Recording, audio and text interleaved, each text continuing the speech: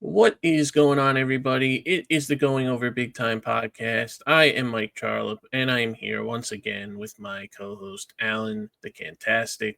And today we are going to talk about a show that is upcoming on the TNA side of things.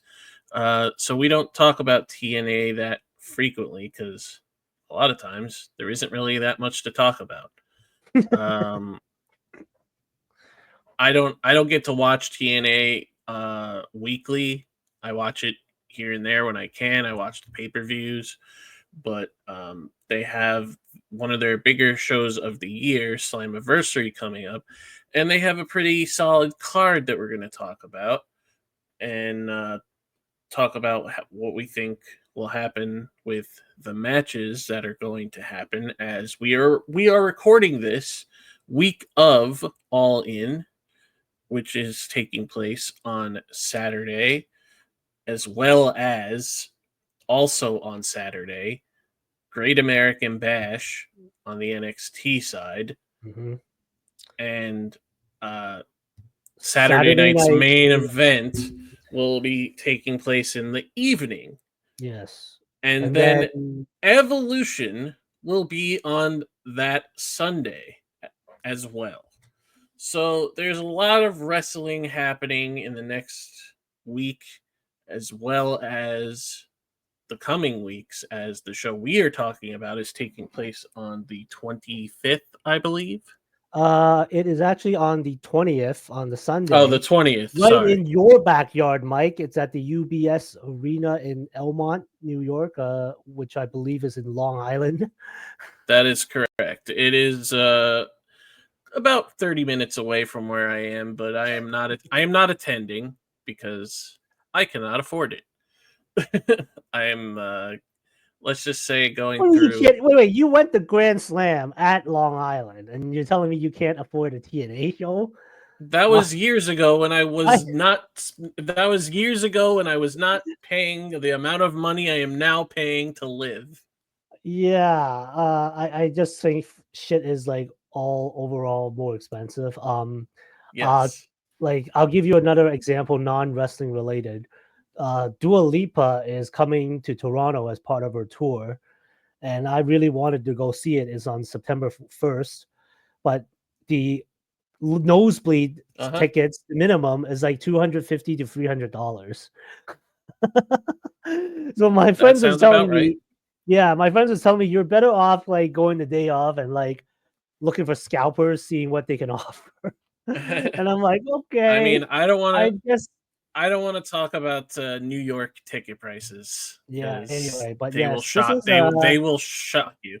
yeah, this is a pretty solid card as far as we know right now. There's 7 matches. I don't see Yes. anything that's slated for a pre-show of any kind so far. There might be some Mm-hmm. changes as of tonight. Was the last is the final TNA Impact episode before Slamma first. Oh no, you know what? My Next apologies. week. It is Next not. week. There's 2 more episodes of Impact before Yes. Slammiversary, so there might be more matches added. This whole like relationship with NXT is really quite interesting. It's really kind of um moved on to a next level since Trick Williams became the TNA World Champion. Trick Williams, the Oh, former NXT champion. yeah. And yeah, just on the heels also there's some interesting news in terms of the business side of things that TNA president Carlos Silva is looking to get a new TV rights deal, hopefully in 2026, that would allow them to do live tapings 52 weeks a year. So that will be And something different. I think a lot of people are speculating that that would probably be a streaming service deal like an Amazon Prime Mm, or something along those lines because I don't think it's going to be a top tier cable network.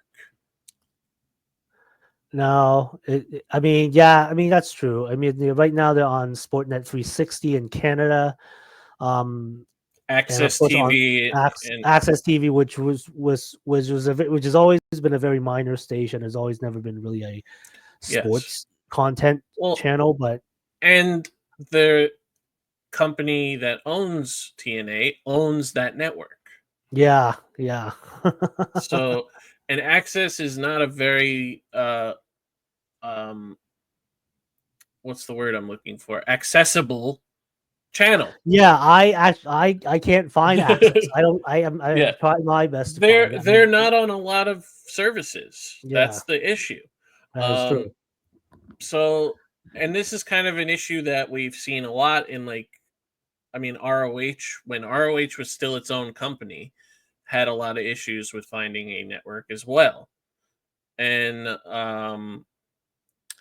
yeah, I mean and we've seen TNA go through a lot of lows as well as far as their TV deals have Yeah. gone. Like they were on, of course they were on Spike, which was their biggest high at one point, and then that relationship ended, and they ended up on some other networks. But like most notably, they were on Destination America, which is like a I'm sea glad you level brought that up. discovery, sea level discovery When I first channel. heard that, I thought that was like something to play off of Kurt Angle or something. But I'm like, oh no, it's an actual station. I'm like, what the hell Yeah. is Destination America? Eric Young had a show on that channel at one point, I think. Like a actual like nature show. I don't know if Oh he was really? like Oh. hunting or something. I don't know what he was doing, but I know he had a show on there.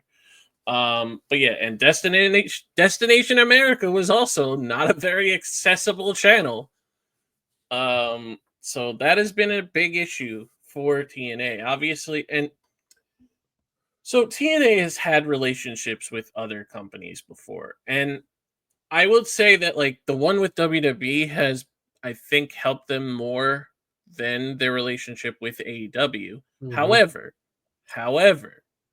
it does still seem like TNA is getting the short end of the stick on a lot of the things. Like, yes, TNA people are showing up in NXT more frequently, but do you see any TNA people winning WWE belts? I don't.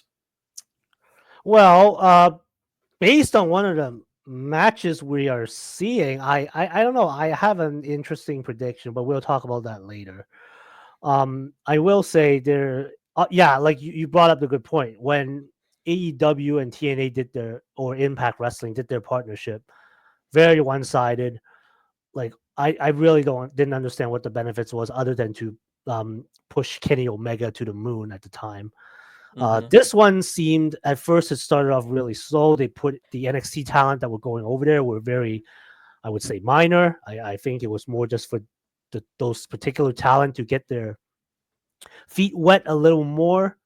Yeah, Like one example I would think was Izzy Dane. Like she showed up on that's exactly what I was gonna TNA say. at Like, the one time, and I was like wondering why is Izzy Dane showing up, and then now I don't know if you watch. I don't know if you watch NXT as much as I do. The way you see Izzy Dane evolved, okay, yeah, maybe it did help in the end because she yes, has gone from but sort of being the female of a group to she almost took it over basically.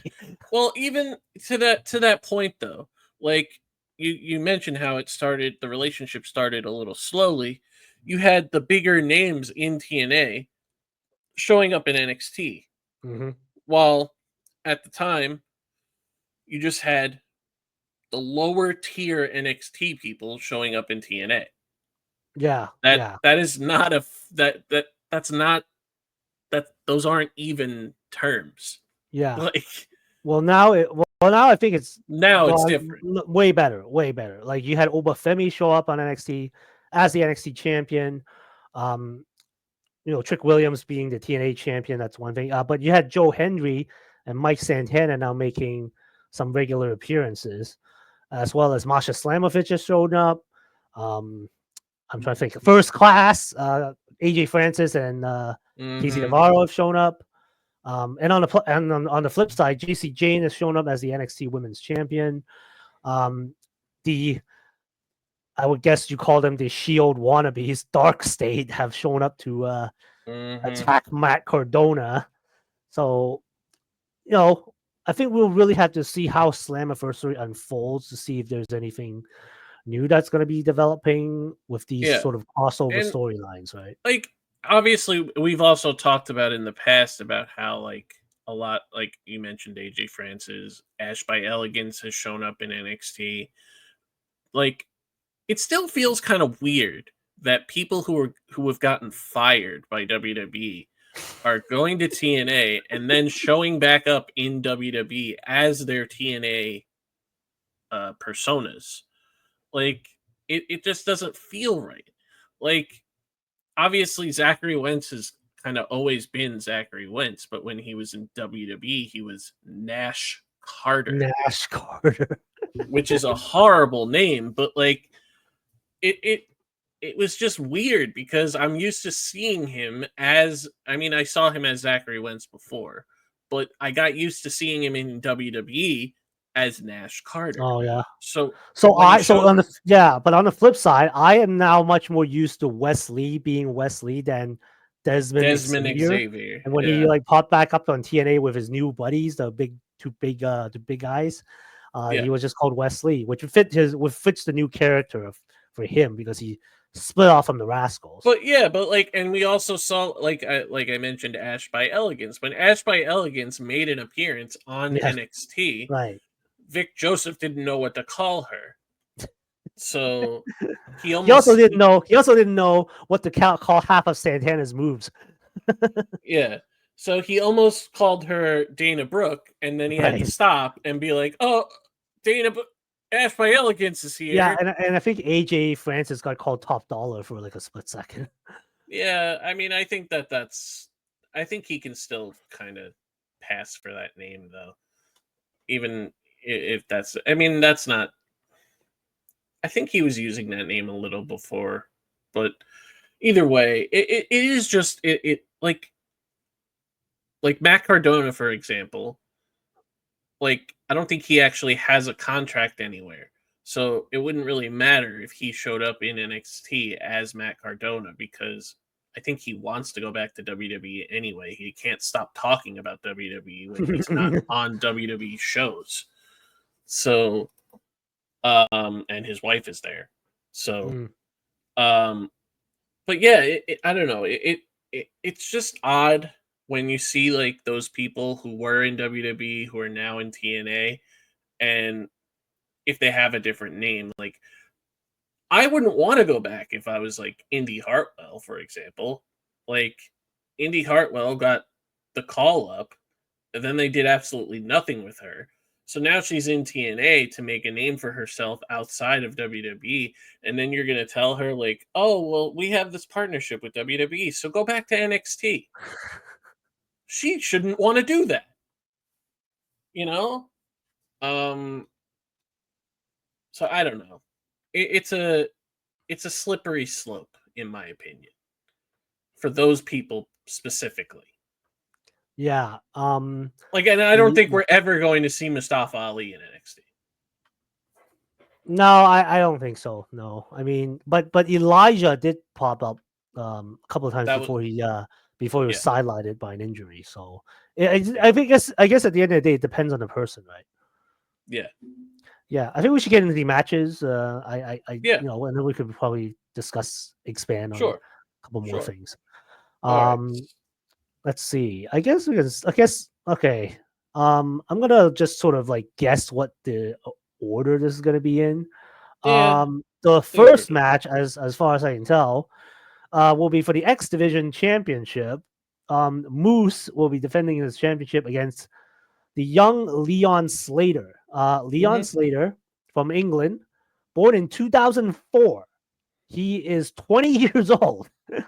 He made Yep. his debut at 2016 when he was fucking 12. Mm-hmm. Yeah, so I am definitely seeing a title change here. We've Moose has been X Division champion since like last fall, or I believe. Yeah. He beat Speedball Mike Bailey for the title. Mm-hmm. Speedball obviously has since moved on to AEW, but yeah, Moose has been a dominant, I guess, yeah, pretty dominant champion the last couple of. Let me see how long he's had belt here. He Moose has had the X Division title since October 2024. He's been over 250 plus days. I think he's actually has the one of the longest reigns. Uh, I think he surpassed. I think he actually technically is the longest reigning champion to have a single title reign as X Division champion. He Hmm. just passed Tiger Uno, who had 199 days. So wow, okay, he cleared that bar T T way. T Tigre Uno, Tigre. Tigre Uno. My apologies. Yeah, yeah, I don't know. I'm not as familiar with him, but Tigre Uno had a single X Division title reign for 199 days, and Moose is over 250. So yeah. all the signs of time to give it to somebody else, basically. Well, and I mean, Moose has even said that he didn't want to exercise option C because he wanted to make this belt feel more important, hmm which is weird because everybody does that. Like eventually, like It's yeah. It's and very interesting that of all the people that said they did not want to do option C, it would be Moose, considering he has experience cashing in um, for surprise title shots yeah, himself exactly. as a heel character. I mean, Yeah, and yeah, I don't know. Yeah, I kind of agree with you. I think Leon Slater probably needs it more, and it would definitely get him to another level to beat Moose. Um, and yeah, I think like Moose should do something else. yeah. I mean, look, he like while he was X Division champion, they had him go over to NXT, stare down Obafemi, had that match versus Obafemi at I think it was the what was it the I don't know if it was the 2300 arena or was it like I don't what was it? remember where it was. Okay, I feel like it was I feel like it was WrestleMania weekend or something. I'll just quickly look this up. Yeah. Sorry, sometimes my research is all over the place. Okay. Hmm. Oh yes, no. It was an NXT championship match at Roadblock, which was on March 11 at the theater at MSG. Okay. So my understanding is there's Madison Square Garden and then there's a smaller venue called the theater in Madison Square Garden. Anyway. Yeah. Yeah, so yeah, that was I believe the only time Moose like lost a big match, to be honest. I cannot remember the last time Moose has like faced this credible X Division challenger, Oh, um. except maybe that Ultimate X match he had Yeah. where it looked like Leon Slater had the belt, but he lost it when Moose speared him as he was coming down. And the Yeah. stipulation is whoever gets control of the title when it hits the ground is the winner. So Yes. I think dating back to that incident was when they started pushing Leon Yeah. Slater as the next challenger. Uh huh. Yeah, it makes sense. Also, just to fact check, the longest reigning X Division champion is Austin Aries in 2011 at 298 days, as he was the first person to exercise option C. Oh, okay. Maybe I missed it. Hold on. Let's see here. Yeah. Austin Aries. Oh, there's a name I've been heard in a while. Let's see. Austin Aries. Yeah, the things I have here, it only shows like the days they have combines all the reigns, and then it shows me how many days that is. Yeah, and so Moose has the second longest reign right now, and Right. right behind him, number three was Trey Miguel, who had the belt for 203 days. Okay. Yeah. So yeah, I think it's time for Leon to take it, to the next level. Right. He's a great They worker. signed yeah, they signed him as like one of their new like future stars anyway. And Yeah, and I had seen him well before he went to TNA because he made a lot of appearances in GCW, yep. Yep. and obviously the UK. So he's always been very good, always been very athletic. I mean, the guy can do it like amazing stuff. So yeah, I want to I think it's time for him. Yeah, and this should be on paper a good match. Moose is the heavyweight, versus the high flyer. It should be a good contrast. He's a good base. He's a good Yeah, base for exactly. him. Yeah, Yeah. yeah. Okay. Let's see. The next match looks like it's this is gonna be a fun one. It's for the TNA World Tag Team titles. It is a four-way tag team ladder match. The Nemeth brothers will be defending against I believe is now going to be the Broken Hardys versus the Rascals Mm-hmm. versus First Class. And Yeah. let's just hope AJ Francis keeps his high flying antics to a minimum. But other than that, everybody else here can probably pull off some good chunk of some of the acrobatic feats that we are going to be expecting from this. Oh yeah, well, especially Wentz and Navarro are gonna go crazy in that match. Oh boy, yeah, I can't wait to see that. Yeah, we are only scratching the surface of what KC Navarro can really offer. I mean, he was really in there. As first, I thought as like sort of like a replacement for Rich Swann. For he had some kind of undisclosed issue that took him away from TNA, and as I understand it, he's not coming back. So KC actually looks like he's a good fit for AJ, as they kind of really complement. Yeah, and he's a great talent. Casey Navarro, I think, was on WWE's radar for a while, and they just didn't sign him because they had like a signing freeze. He had a tryout, but they had a signing freeze like somewhere during the pandemic, and they ended up not signing him and a few Why do other. I feel like he was in the Cruiserweight Classic a long time ago? I don't know if he was. He probably was. I feel like he is. I could be wrong. I mean, if he wasn't, then like, oh, that's too bad. But I mean, I wouldn't be surprised if he was. But yeah, that guy. I mean, that guy's just going to keep getting better, and he's just going to keep outperforming people, and he's going to get signed to one of the bigger companies down the line for sure. Yeah, but he's great in the role that he's in now with AJ Francis. AJ Francis is a good heel. The Hardys are the Hardys, obviously. Like, I mean, obviously they can't do a lot of the things that they used to be able to do because they're both almost 50. I think Matt is 50 at this point. I don't even know. I'm pretty sure they are 50 at this point. Still shocked that they can still go at their age, but then Dustin Rhodes just signed a 6-year extension on his AEW contract, so Jeff is 47, turning 48 in August. And Matt is, I believe, 3 years older. I believe. I could be wrong on that. Give me one. Let me see. Let's see. Matt is 3 years older. He is 50, He's turning 51 in September. Yep. I mean, So, I'm not surprised. Yep. I mean, I don't think you're going to see Matt doing a lot of jumping off of things. Jeff still once in a while will pull something out, but he really can't do it the way he used to, obviously. But yeah, I mean, the Hardys, they can't stop having ladder matches. They love having ladder matches. And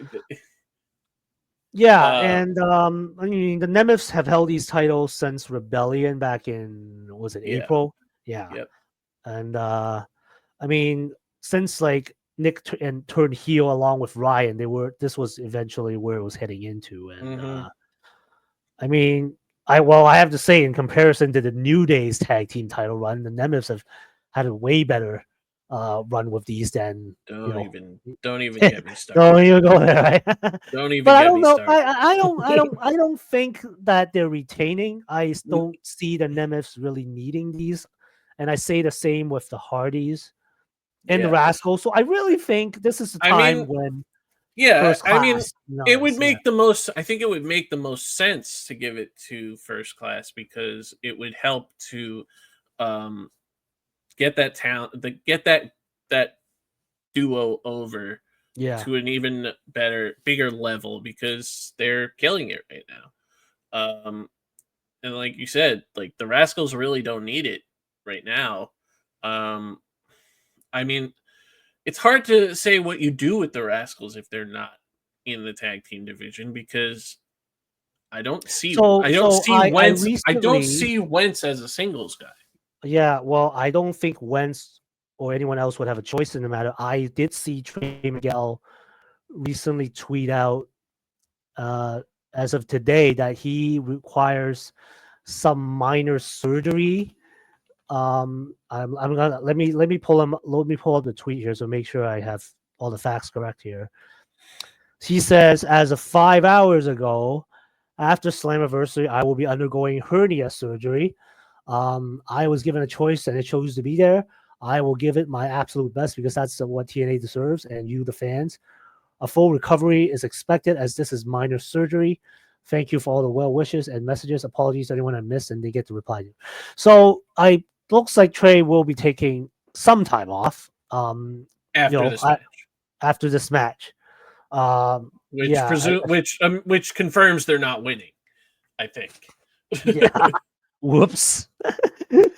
Probably kind of gave away part of the ending there. I Yeah, mean, I, if I they mean, did, I mean, if they did win, I mean, I guess Wentz could find another partner, but who? but like Who? that's some kooky WWE esque booking that I don't think even TNA will go into uh, try pull off. But yeah, no, but I don't think they're gonna win.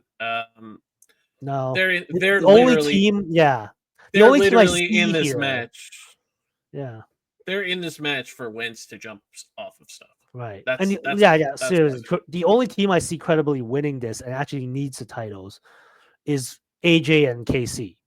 Because yeah, they keep talking about getting championship gold, and AJ did a thing where he had this whatever the yep, international heavyweight title from Canada that he bought and and the from a Hardys pawn and the shop. Nemeth and the Hardys and the Nemeths have just been feuding for so long that Right. it Yeah. just doesn't matter anymore.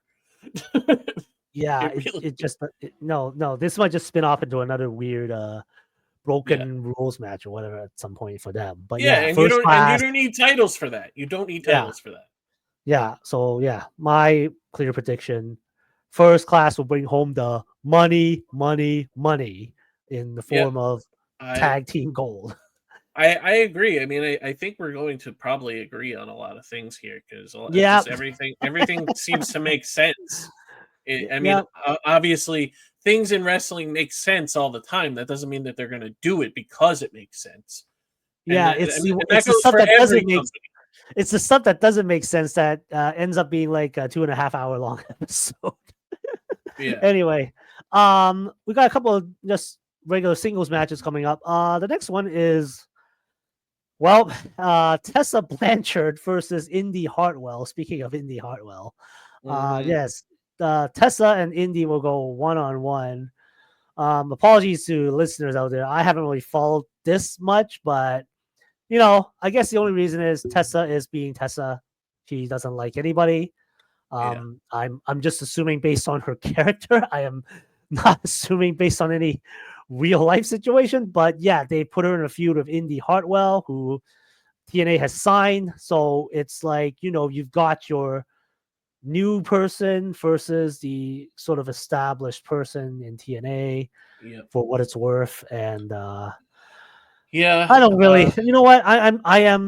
As much as I admire the skills of both these women, I'm struggling to manifest excitement for this. I don't know Well, it's why. just the. I think it comes down to it's very hard to get excited for a match that involves Tessa Blanchard when you know that she's a horrible human being, Uh, and that I mean she's an established racist and bully, so people tend to not like that and tend not to want to see it or see that person. So she could be the best wrestler. She could be the best women's wrestler in the world, but it's established, well established, that you are a bully, you are a racist. So why should I care that you're on the screen? Why? And the crowd makes that, well, the crowd makes that abundantly clear every single time she is on the screen. Oh yeah, the it is very clear It and is not heel heat. It is not.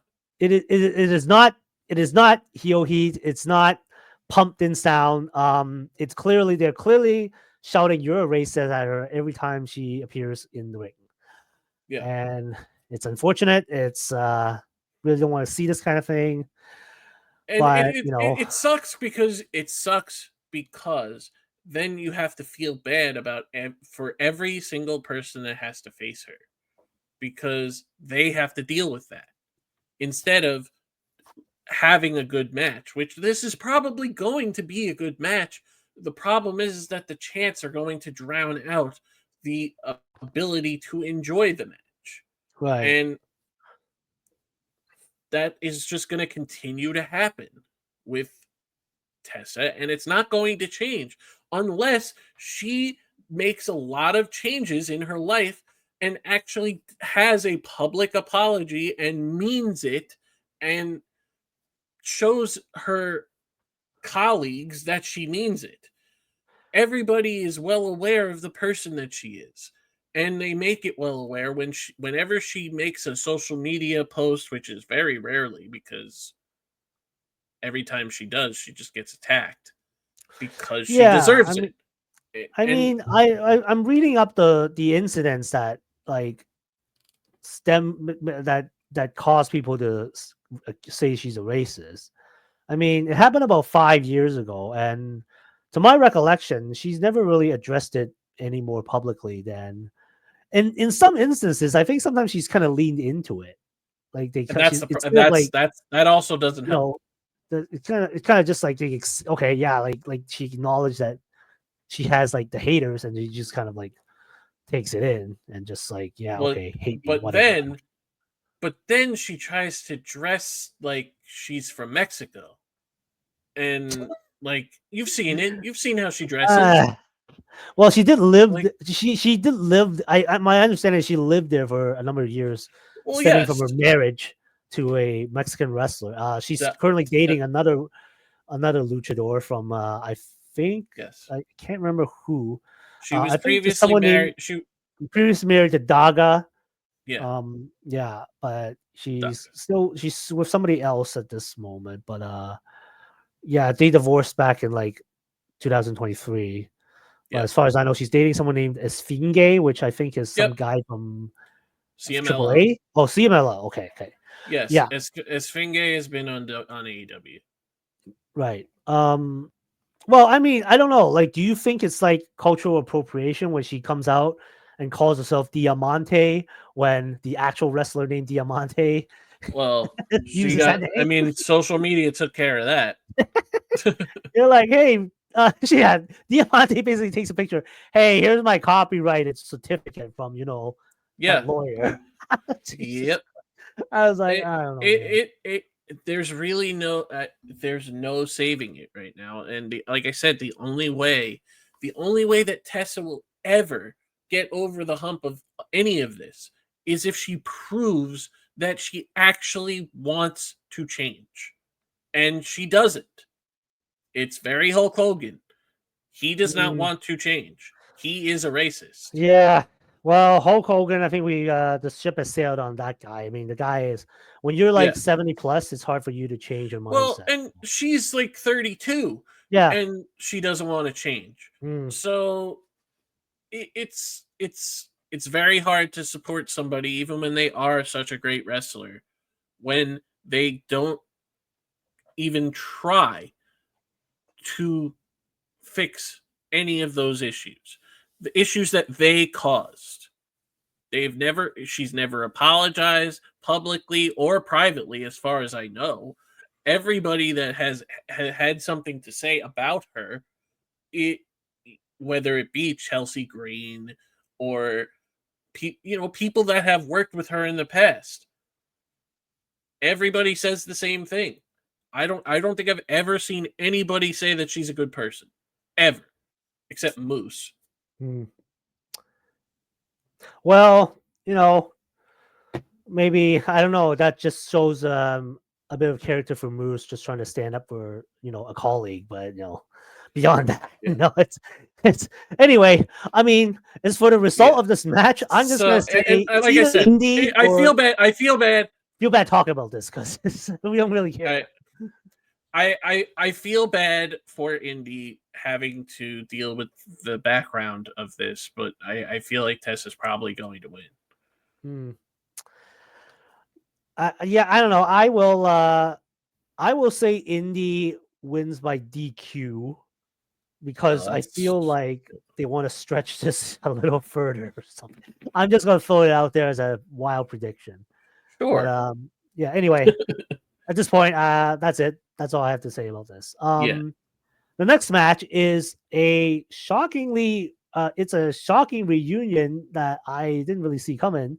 It's sort of a match that happened before on, I think, a WrestleMania pre-show. It's Mm-hmm. Mustafa Ali versus his old buddy Cedric Alexander. Yeah, I'm trying to remember. Oh yeah, they once battled for the WWE Cruiserweight Championship. This one is not for a title. This is just a singles match. Cedric Alexander. Well, let's rewind back and discuss what's been happening with Mustafa Ali. Mustafa Ali has been leading a group he calls Order 4, which sounds like what your order is at In-N-Out Burger or McDonald's at a Mm-hmm. drive-through.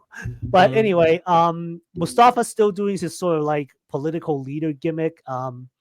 Except this time he's brought in the Good Hands as like his, I guess, Secret Service agents, except they're called the Great Hands now, and also Tasha Steeles was added as part of this group as his like communications director, and so they've been doing a faction thing for a while.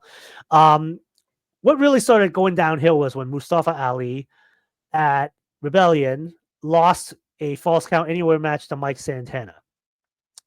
Mustafa Ali couldn't take that loss, and in the weeks leading up to now has been basically verbally and somewhat physically abusing Tasha, and then it moved on to Jason Hodge, Mm. and leading to a match with Jason Hodge, which Ali won. I think it was either at one of the other I wouldn't even call them pay-per-view shows. I mean, they're just like TNA Plus Mm. Mm-hmm. specials. Yeah. And then finally had a match with John Schuyler. Um, all the while, they did all these backstage vignettes where, like, Mustafa's coming up. He's just like starts yelling at all the three of them for like being failures and that sort of thing. What's strange was like Tasha, even like after facing verbal and somewhat physical abuse, still walks back with Ali to the back. But then Mm-hmm. all the while, Tasha is like texting someone on her cell phone and like making calls. It's like somebody she knows, and like she's trying to call somebody to come in and, I don't know, resolve whatever this is. Basically, just a few weeks ago, they did a spot where Mustafa looks like he was about to seriously maim one of either Skyler or Hodge. Yeah, like one of those things where you are about to like cripple someone, when then this weird music plays and then it just shows Prime Alexander Videotron, and out comes Ali's old buddy Cedric Alexander from the Cruiserweight division in WWE. And guess it's been revealed that Cedric was the guy that Tasha's been calling, and there was a whole segment that I probably should have watched before doing this episode when Cedric and Mustafa were in the ring. I guess they were convalescing about old times, and let me see if I can pull up what they said here.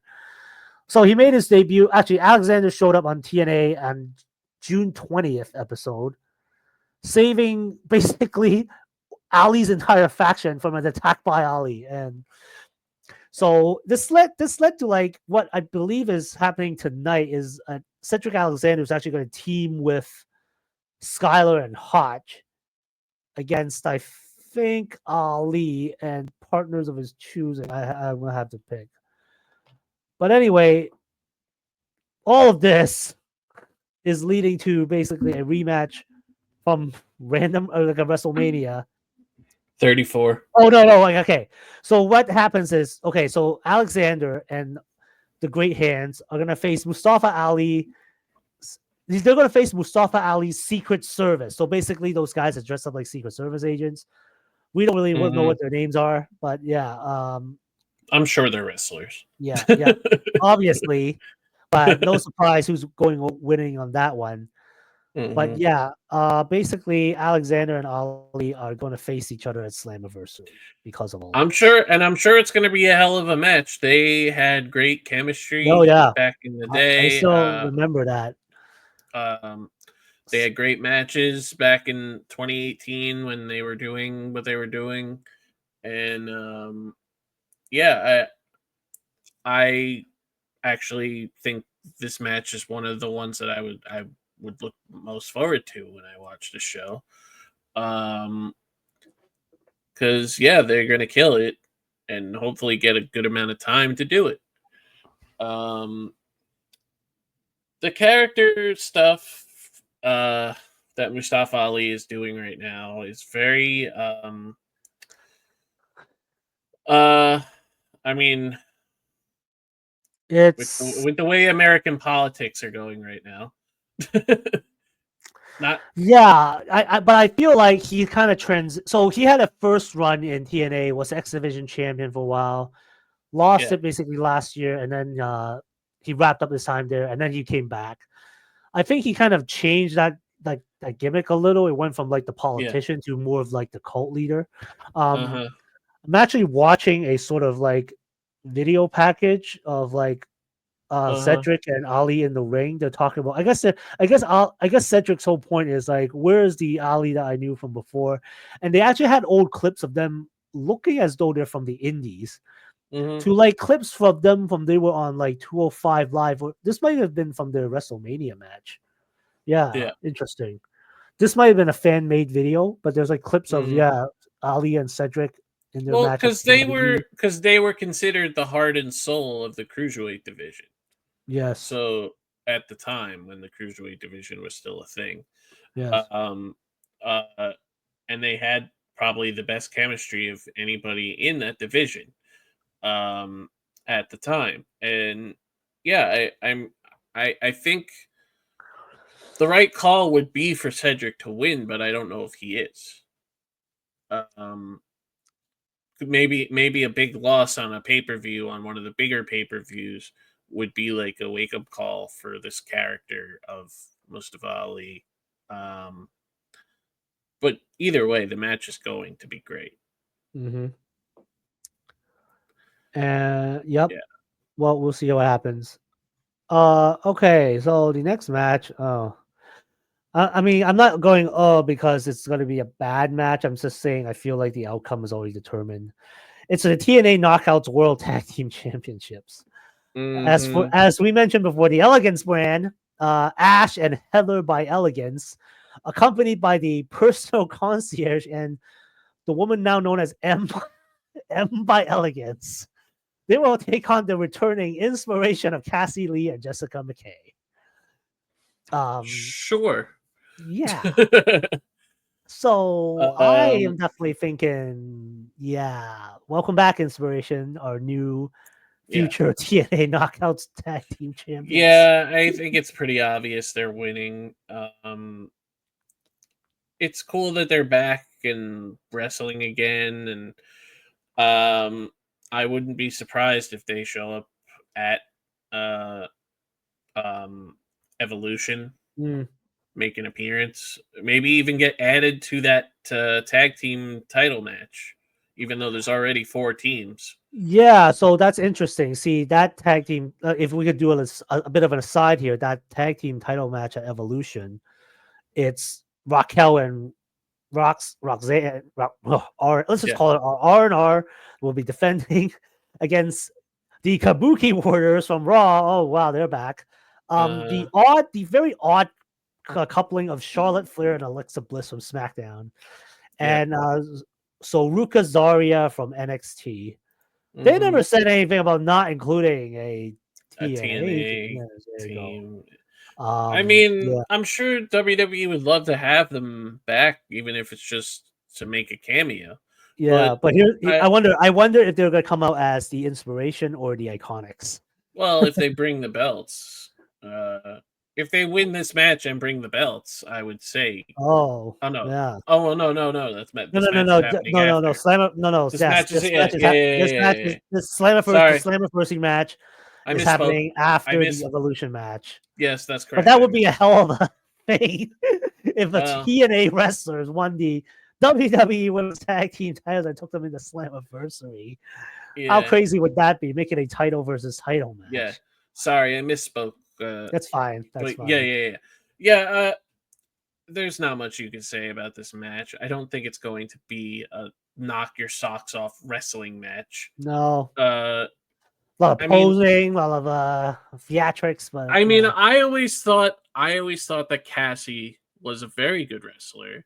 Hmm. Um, at the time when she was a full time wrestler, obviously she took some time away to have children, and I don't know how much she's worked since. Well, both of them took time away to have children, and Well, they did do some stuff. I think they had some matches before, like doing this TNA one, but yeah. who knows? But yeah, I mean, there's no way to know how well they've uh, adapted to the ring again. Uh, so I don't think that this is going to be a wrestling match. Yeah. It's barely going to be a wrestling match, I think, but I'm sure that they'll make something out of it.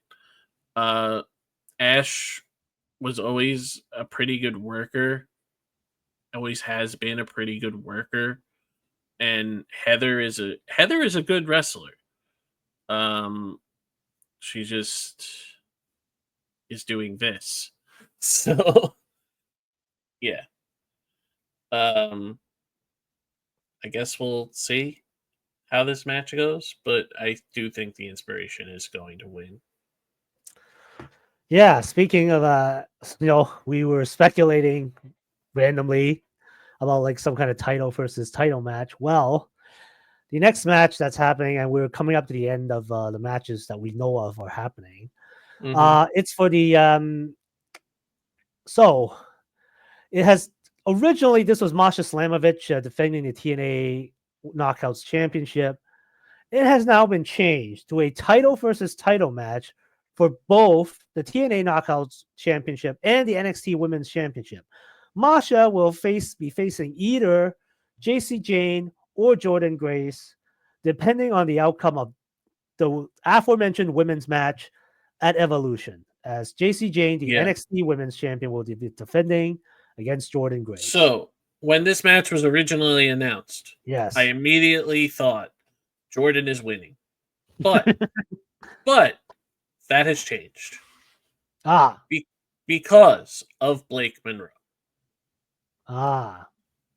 Yes. So see, So let's factor out Blake for a second. See, normally, right?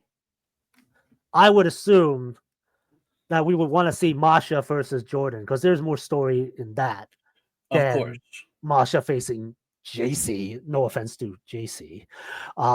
Yes, and if it was Masha and Jordan straight up one on one, really hard to predict.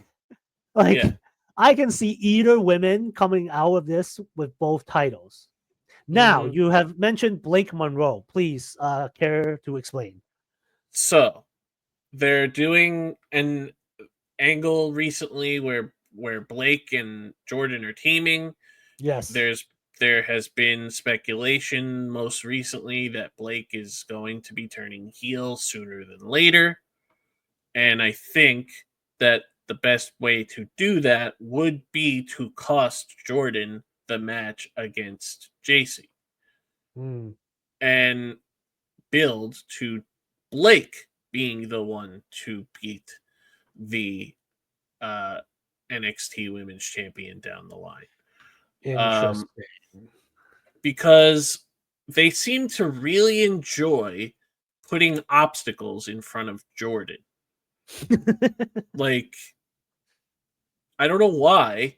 It's just a thing that they do. And maybe they did work out some kind of deal where Masha's NXT champion for a little bit. Because if Masha's facing JC, Masha Mhm. is winning. Yes. Absolutely, No doubt. No doubt. So that's why I'm obviously we don't know what's going on with Blake Monroe right now. But I think that with the stuff that she's been doing with Jordan most recently, it would make the most sense, I think, for her to turn heel like tomorrow. And you know what I mean, at the pay-per-view, at Right. Evolution, So and just to cost her the quickly match. check, yeah. The you mentioned they are tagging together. So what oh, that's interesting. So on the at the Great American Bash this Saturday afternoon, Jordan and Blake will be facing the Fatal Influence, which will be JC and Fallon, which I don't know why I'm surprised Jasmine never does anything, the third girl. Uh-huh. So either they go over, and I think they are, and I think Jordan and Blake will go over in that match because they want to make sure they tease up. Well, I don't think the turn is going to happen in the tag match. The No, turn no, is going to no, no. happen when Jordan is facing JC for the belt. Yes, yeah, that's what you mean. Yes, I understand. Yeah. So yeah, um, yeah. Now that you mention it, I think yours is a much more realistic um prediction. Uh-huh. Yeah, it just didn't. It's like I'm looking at the JC and Jordan match on paper, and it's like, yeah, by all accounts, Jordan should be winning this match. Like they've been calling JC the most beatable champion, NXT Women's Champion ever, Mhm. Mhm. basically. You know, Mhm. she literally won the title by accident. So Well, it, and yeah, as soon as she won the belt, we all knew like, oh, she's not going to have a long reign no, because we know who's coming in, and that was Blake Monroe. So I right. But then and a like, lot of people don't expect Jordan to even have an NXT title reign because she's expected on SmackDown by SummerSlam. right, that's But true. I mean, if that's going to change, So you then need a transitional champion between JC to Blake. yeah, Masha would make the most sense. You get yeah, that rub of a TNA wrestler actually winning an WWE title, which would be historic in itself, yeah. before dropping it back to somebody from NXT. And then she can show up at the um GCW with 3 belts. Interesting. Cuz Yeah. cuz she's already the Yeah. JCW champion. Yes, yes. I almost thought for like God knows how long. I've lost track, like She's been 2 years at least. she's been holding that belt for a while because she won it off of Jordan Oliver who then got injured. I Yeah. think in that match, right? 507 days and counting since Yeah. February 2024. Wow. Yeah. So yeah, I mean that I guess that would be a cool visual for her to show up in GCW/JCW with 3 Yep. belts. Yep. So because she's not going to bring JCW's championship to TNA or WWE. Mhm. So um but yeah, and she actually has a match coming up on the day before that show, I believe. She's there's a Coney Island show on July 19th. GCW is going to Coney Island for the first time. I wish I was going to that, honestly. It's not um, that it's not that Coney Island isn't that far from you, is it? that's Brooklyn. Oh, Yeah, Coney Island is Brooklyn. okay. Um, but yeah, I could go, but I actually have plans that day. Um, but I believe she's also having a match there. Trying to pull up the card. Yeah, me Um, too. What you said July 19th? that is correct. Okay. Yep. I see it's here. I just can't see. matches. Yeah. Yeah. What is this? Okay, this show is called Bash at the Ballpark. Let's Mm-hmm. see.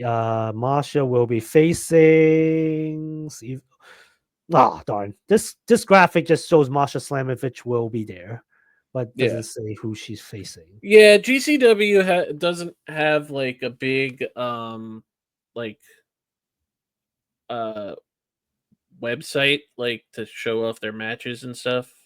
So it's usually Yeah, just their matches are I'm on just their looking. Yeah, I'm just looking on the socials. Instagram to be honest. Oh wait, Yeah, I found another graphic. This might show it.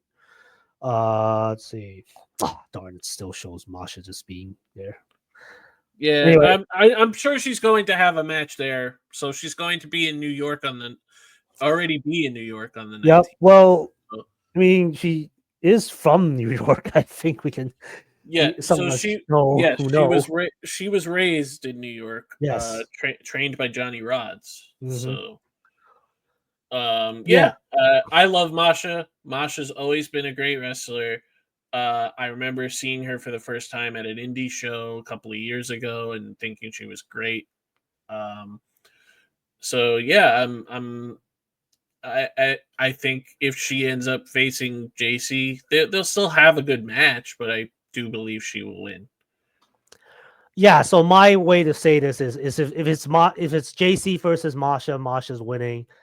If somehow it is JC versus Masha versus Jordan, to be honest, it's That could less go either way. That could clear. go either Yeah, way. really, yeah, that's the best answer for that question. Yeah. Yeah. Okay.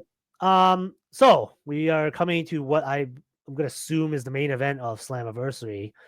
It's a freeway. It's a three-way match, triple threat for the TNA World Championship as NXT's Trick Williams, who is the title holder, will face off against former champion Joe Hendry and New York's own Mike Santana. Yep. If you can't figure out how to make an good conclusion to this, then I don't know how to help you. Oh yeah. Santana's winning this match. Yeah, Uh, like come on. Yeah, originally this was supposed to be just one-on-one, Trick and Joe, but yeah. Joe has I like Joe Hendry, I sing the song, but I think it's time, especially when you've got a guy in his hometown on the one of the biggest matches in his career. Yeah, Yep. it's time for this. It's time.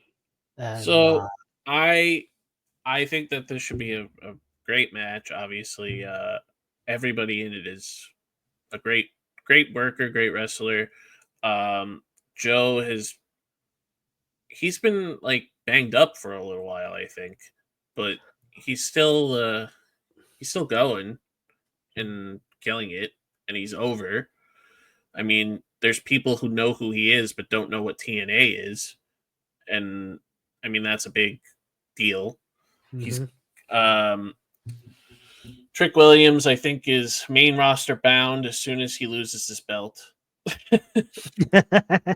I don't know what else you do with him in NXT after he loses his belt. Uh, Yeah. there's literally nothing else for him to do there.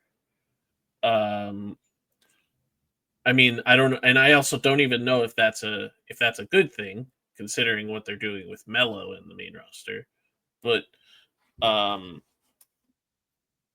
yeah, Mike Santana is winning this match. He should have been the TNA champion already. Uh, because he's super over. He's great at everything, and the crowd wants it. Oh yeah. Like Yeah. big, Especially this crowd. Especially this crowd. yeah. Well, especially in New York, they're gonna want it even more. Um, but yeah, he's great. I think that down the line, both of these guys are going to be in WWE. Both of them, Joe Hendry and Mike Santana.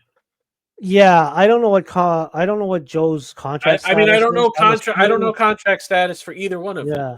but I would think Joe will show up in WWE sooner than Santana, obviously. of course, Yes. but I expect them both to eventually end up as contracted WWE talent. Right. I think that also plays a big factor into the relationship of, like, I don't think people in WWE are working with TNA expecting to go there later. Whereas people in TNA are absolutely expecting to go to WWE later. You know? Right. Um so yeah, I think that this match will probably be up there with some of the best matches on this show. Between this, the Mustafa Ali match, and probably the I would say probably the ladder match, or So yeah, and if I can interject, I just realized there is like one TNA title that as of now is not scheduled to be defended. So I would like to discuss possible challengers for Steve Macklin and the mhm, TNA International Championship. sure. Yeah, because Steve being the first TNA International Champion, so far he's turned back challengers like Eric Young and Mance Warner. Um, Kind of hard to figure out who is next, to be honest. I'm afraid I haven't followed other than seeing Macklin saying he's ready to go, that kind of thing. But Yeah, there's nobody that they have put in front of him. So unless I yeah. missed a couple of episodes here, Yeah, I okay, wouldn't okay. So you would know better than me. he is at so actually interestingly enough tonight in about when Impact starts, Steve Macklin is actually defending the international title against Mance Warner and Jake something in a triple Huh. threat match. So A I would match have that loved to could have see been that on on the pay-per-view. A yeah, match but that could have we're been on the still pay-per-view. 2 weeks away. So yeah, I feel like Speaking of there. Mance Warner, speaking Yes. of Mance Warner, so I we mentioned that the GCW show Bash at the Ballpark. Hmm. Mance Warner has already been scheduled for a match on this show against Tommy Dreamer. Oh, interesting. Now they were doing some stuff on TNA related to that. I think Mance may have attacked Tommy in some Yes. altercation after Tommy, as the backstage So guy, was just telling him let to back me off. so there are some other matches that are announced for this show. Effie will be defending against Charles Mason. That'll be a hell of a match. Jonathan Gresham will be taking on Deanna Perrazzo. What? Wow. That is I don't even know what to say to that. That I have I that is a match I actually never expected to happen. Yeah. Like Uh literally. Like yes, you're right. Elaine, Wow. Elena Black and Priscilla Kelly will be teaming Against to the Ogres? I think what? against the Cogers. And against Koga, the crazy guy with the freaking sharp sticks in your forehead, dude, and his Yes. brother who is just this like creepy ass bear of a man. Wow. Yes. And also Okay. and Amazing Red will be taking on uh what Mathers. What's that guy's name? Oh wait, Marcus Mathers. Marcus Mathers. Yes. Yes. Marcus Mathers and Amazing Red. Also expected to appear is Masha Slamovich and Mike Santana, because New York, Brooklyn, Hmm. and Matt Cardona will be there as well. So that that show's happening the day before this show. So Okay. I recommend watching that one as well. Um I've been loving we so I think we could transition. Slammiversary is going to be great. Yep. I I just want to mention, because we talk about a lot of mainstream wrestling on here. Hmm. There's a lot of great indie wrestling out there as well. And GCW has been killing it the past couple of shows. The last show that they just did um was amazing. The show that they did this past Saturday um that featured a trios match of three women Megan Bain, Billy Starks, and Miyu Yamashita taking on Marcus Mathers, uh, Jordan Oliver, and Jordan Oliver's partner. Why am I drawing a blank? Price. Alex Price, yes. Alex Price, yeah. This was one of the best trios matches I've ever seen. Like, ever. I highly recommend seeing this match. If you haven't. The crowd absolutely lost it for this match. Um, the spots were amazing. I mean, Megan Bain was throwing guys around. Like, Billy Starks and Miyu were killing it in there. That match was crazy, and it was so good. Also, Joey Janela has been killing it recently. Masha has a great match there almost all the time.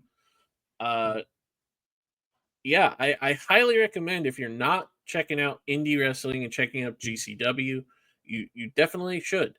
As well as like Wrestling Revolver's been killing it as well. Um, there's a lot of great indie wrestling out there that I think if people gave it a chance, they could see that mainstream wrestling isn't the only option. But I would say GCW and Wrestling Revolver are at the top for me right now. I don't get to watch everything, but those are the ones that I watch the most frequently. And even like GCW's like partner company JCW has great matches as well. They just put on a free show on July 6th that was on YouTube, and that was even really good. Uh, and I would recommend watching that as well.